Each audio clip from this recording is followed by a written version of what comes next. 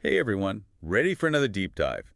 Today we're exploring the life of Anas Ahmed Abbasi, and well, let me tell you, this is going to be inspiring. Really is. Talk about a story of, really overcoming the odds and turning challenges into successes. It's pretty amazing.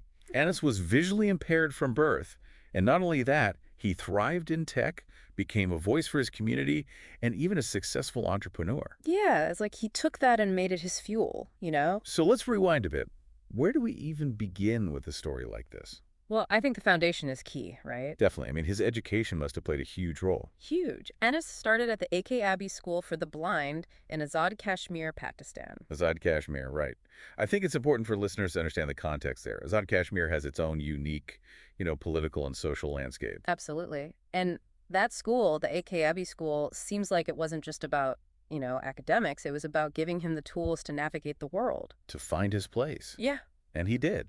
Ennis earned his matriculation in arts there, then went on to get not one, but two master's degrees. Wow. One in Urdu language and literature, Yeah. the other in teacher education. As if that wasn't enough, he also got a diploma in computer science. So that educational path, it kind of tells you a lot about him, right? He wasn't just focused on the tech stuff. He was really interested in communication, education, and understanding people. Right. The broader picture. It all ties together. And this is someone who was clearly like super eager to learn across all these different areas. It makes you wonder, though, did he always have this vision, pun intended, of working in tech? Or did that come later? Well, what's fascinating is even while he was still in school back in 2011. 2011. Yeah, Anas's professional life took off. He co-founded this company called Fast Hosting Service. Wait, hold on. He started a business while still studying? That's amazing. So what did they do? Like, what was the focus of Fast Hosting Service? They provided like the nuts and bolts of the internet web hosting and domain registration. It was Yeah. very hands-on, practical stuff. So building the foundations of the digital world. Smart.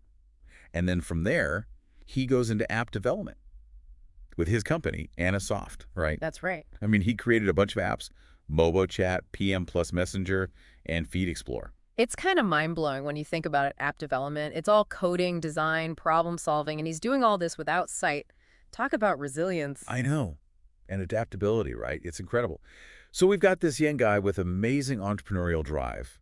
But his story isn't just about business, right? He's a huge advocate for the visually impaired community. Absolutely. In fact, Anas is known as the first visually impaired social media influencer from Azad Kashmir. Whoa, seriously. And how many followers are we talking about? Over 55,000 on his Facebook page alone. That's a huge platform.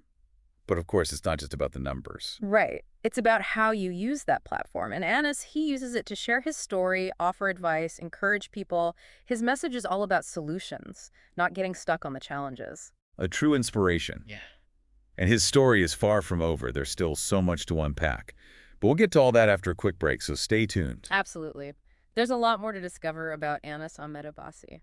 So we were talking about Anas's impact on the visually impaired community.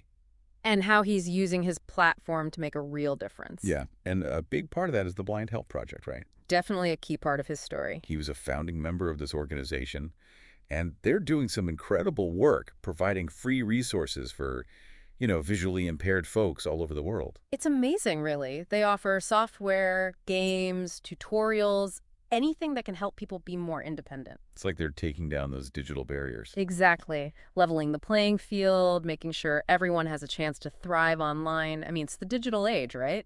We all need access. It's interesting how his personal experiences seem to have directly shaped this project. Oh, yeah, there's a clear connection there. He's not just talking about accessibility, he's actively creating it. And Right. to offer all these resources for free, that's real commitment right there. It speaks volumes about their mission, and it goes back to what we were saying earlier about Anas's whole approach, finding solutions. Right. It's so easy to focus on the challenges. Mm. But Anas, he reminds us that the human spirit is incredibly resilient. Totally. We adapt, we overcome. His story makes you think about, like, what are we all capable of if we push past those limits, those perceived limitations? Exactly. I mean, we've talked about his education, his early days in tech, his work with the community. Yeah. But wait, there's more. Oh, there's always more with Anas. He's also, get this, a digital marketing expert and an e-commerce entrepreneur. I mean, Talk about a diverse skill set. Yeah, it's impressive. He co-founded his own online store, Smart Admire. Smart admirer. Okay. Yeah. And I have to ask, how do you even go from like web hosting to app development and then into digital marketing and e-commerce? That's a pretty big leap. It speaks to this constant drive to learn and grow, right? He didn't stop at just one thing. He kept pushing himself further. Yeah, he didn't just rest on his laurels. He even went and completed, get this, 21 courses in digital marketing. Whoa.